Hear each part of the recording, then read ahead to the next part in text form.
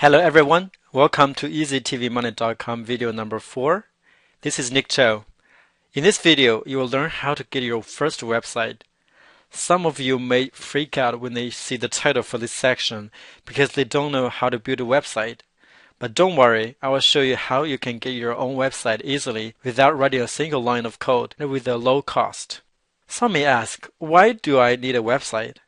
In video number 7, you will need a website to join affiliate programs to promote products. Many merchants require that you have at least one website to be approved to their affiliate program. Therefore, you need at least a good website. For our purpose, a simple website with 10 to 50 pages is sufficient. It should be about internet marketing in general, since we will be using this website to promote products on the internet. I'm going to show you how you can outsource to get your own website in 1 to 2 weeks for $50 to $300. Although the cost might not be cheap for everyone, it is a good investment because you need a professionally designed website to start your own Easy TV Money business. The good part is that you only need one website and it is a one-time investment. Now that we're clear on this, let's get started. To outsource, I highly recommend elance.com and guru.com. They're the two most popular freelancing websites in the market. I'm going to use Elance as our example. Elance is an online talent marketplace where individuals and businesses can post their projects and professionals can bid and work on those projects. They have hundreds, if not thousands, of web design professionals. I have used Elance many times and you can get a complete website from $50 to several $100s. It is free to post your project. The process is like this. First, you provide a project description for your website and post your project. Professionals will place their bids on your project. You can then pick the web designer to design your website based on his or her portfolio, ratings, and bid price. Some service providers may require an upfront payment, say 50% of the total price, before they start work. The designer then starts working on your site and usually delivers your site in a zipped file. You can then make the total or remaining payment. Now I'm going to show you step by step how to post a project on Elance. First, let's visit elance.com website. Then click Register in the upper right corner. Then follow the step to create your account. Please remember or write down your login information, or even better, let LastPass remember them. Once you log in, click Post Your Job in the upper right corner. Here, you will need to enter the following information for your project. First, job title. You need to enter a title for your project. I suggest you use a clear and concise title so that professionals can easily find your project. A good example might be Web Design 20-page website on Internet Marketing. Your website doesn't need to be a very large one. However, it needs to be professionally designed. Aside from 10 to 50 pages is sufficient enough for our purpose. More pages usually cost more. You usually choose internet marketing as your topic because you will use this site to promote products on the internet. Next one, job description.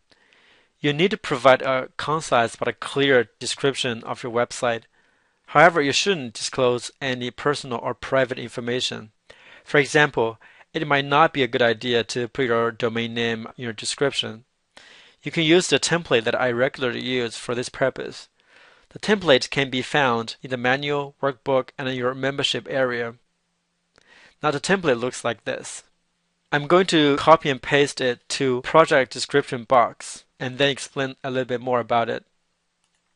Here it says that we need 20 to 50 page website about internet marketing. A list of requirements is also listed as bullet points. I also mentioned what kind of professional I'm looking for. Last but not the least, I also mentioned the time frame for delivery, which is 2 weeks. Feel free to change this template as you see fit. Once you're done, let's move on to the next one, attachment. Here you have the option to upload attachments from your computer so potential bidders can know more about your project. I usually only send attachments to providers who I like and who have already submitted their bids, so you can leave this unchanged. Again, if you do upload attachments here, please do not reveal any personal or private information here. Next, category. There are two levels of category here. For our example, the first level should be web and programming, and the second level should be website design. Next one is specific skills or groups. I suggest that you choose the following three. CSS, click on it. HTML, and click on it to choose. And the last one, SEO, and click on it to choose it. Now, CSS is a style sheet that controls the formatting of your websites. For example, fonts, colors. Now, HTML is simply the programming language to code web pages. SEO stands for search engine optimization. SEO techniques are used to make web pages more search engine friendly. Now, you don't need to know what they are exactly. They're just the basic skills that I think a web designer should know. Now, once you're done, let's move on to job type. I would recommend a fixed price so you know how much you're going to pay before a web designer begins his or her work. When you choose fixed price, the approximate budget option will show up. You should choose between $50 and $500. Now, advanced options. Click on Show Options and you can see more options to choose. Now you can leave most, if not all, options as it is. First is escrow. It's for fixed price jobs only. You should use escrow to make your payment, which is a safer and more convenient way for you to pay your service provider. If you want to know more, you can click on this link to read more about it. Job location. You can choose either, but I usually choose no preference because many good service providers live in other countries, like India, and they usually charge less for their services. Here, you can choose to post your job for 1 day to 21 days. In my experience, you can get sufficient bidders within 3 to 7 days. Proposed start date.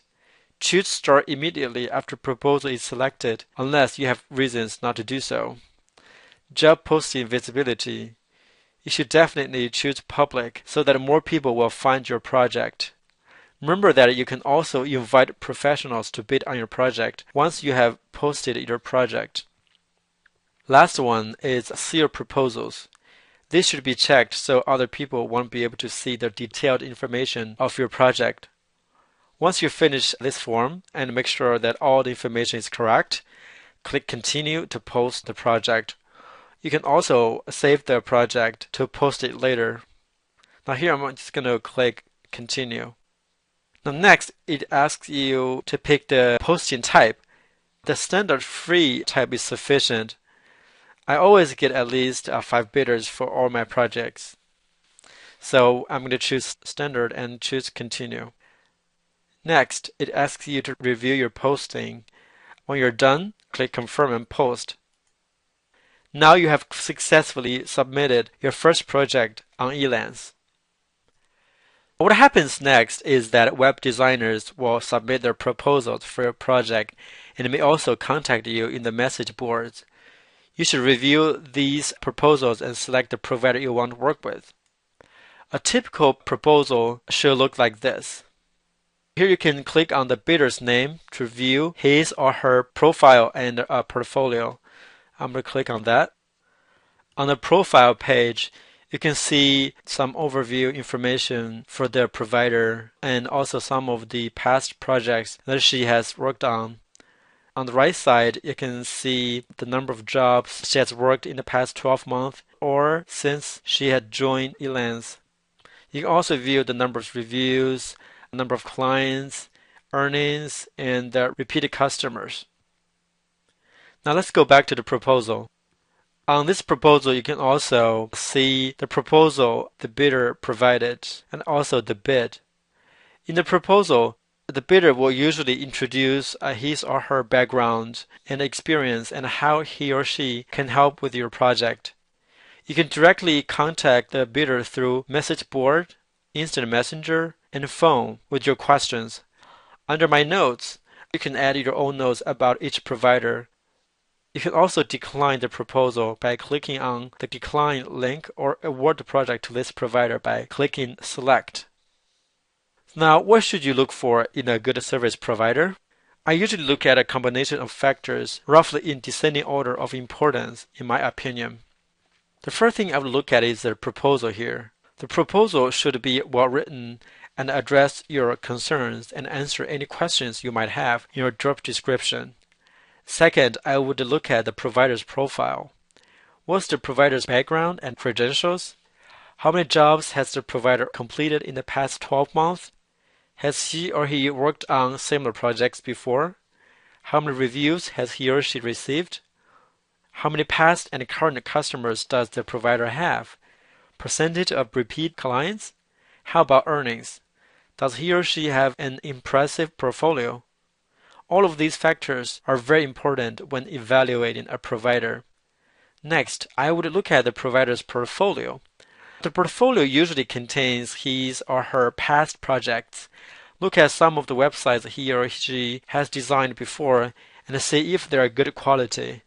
Evaluate the page layout, fonts, colors, logo, and graphic design, among other things. Now, last but not the least, you should feel comfortable with the bid and provider's payment terms. Some service providers may require that you make part of the total payment in advance before they start to work. This is normal, especially for experienced professionals. They want to make sure that they will receive at least some reward for their work because some employers may not be satisfied with their work and refuse to pay. There are also cases where some employers are irresponsible and just don't want to pay for other people's work. Please note that the price is actually low on the list. I would rather pay $200 for a professionally designed website than $50 for a poorly designed one. Now, in this process, you should feel free to contact providers if you have any questions or you want them to provide you with sample websites they have designed before. Once you are confident that you have found the right web designer for you, communicate with the bidder and clarify with him or her your expectations and provide more information about your project. When you're ready, click the select green button next to the proposal and award the project. What happens next is that the provider you select will accept your project and send you an agreement. Once you accept it, he or she may begin work immediately or ask you for a part of the payment beforehand. There are two steps to make a payment in Elance if you choose to use Elance escrow.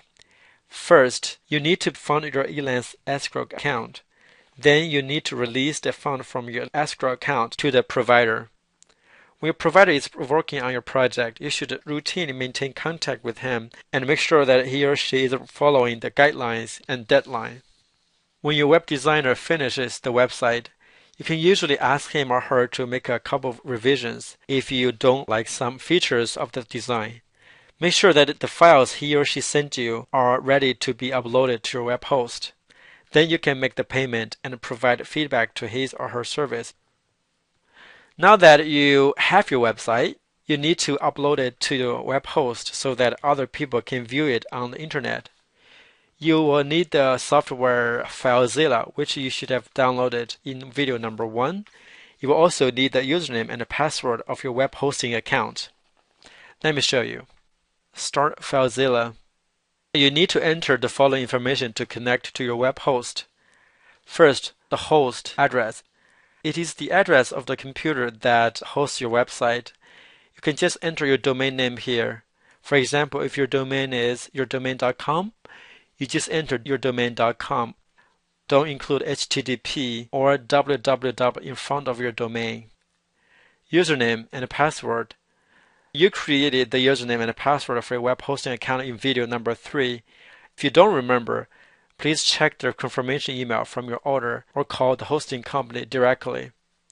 The port number, it's usually 21. Once everything is correct, click on Quick Connect. FileZilla will then connect to the server. Once FileZilla establishes a connection with your web host, before anything else, you should click File and then click on Copy Current Connection to Site Manager to save the host, username, password, and port information so that in the future you don't have to enter all this information manually. We need to upload the files to your website from your local computer to a remote folder on the web hosting server. Let me show you how. First, under Local Site over here, navigate to the folder where you saved the files that you received from your web designer. Click on that folder. For example, for my website easytvmoney.com, I saved all the files under this folder, public_html_local. I'm going to click on this folder. All the files should appear in the window here.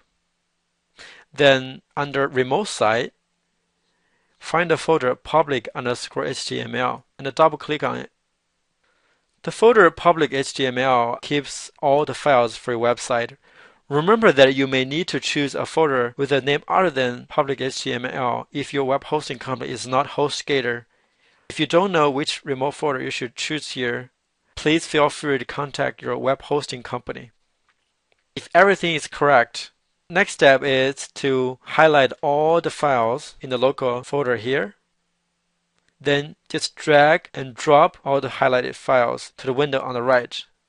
All the files for your website should then be uploaded to the remote folder public.html. Once the transfer is done, your website should be accessible on the internet. Now all you have to do is go to your web browser and type in your domain name. If you can access your website, that means that your website has been successfully uploaded to your server. Now that you have your own website and it is online, you still have one more thing to do. Submit it to search engines so that other people can find your website. You only need to submit to the big three search engines, Google, Yahoo, and Bing. You can find the links in the manual, workbook, and membership area. Or you can simply go to google.com and search for something like submit my site to Google, Yahoo, or Bing, and you should be able to find the right links. Once you're done, you just got your first website. In our next video, you're finally ready to open your Yahoo search marketing account. See you soon.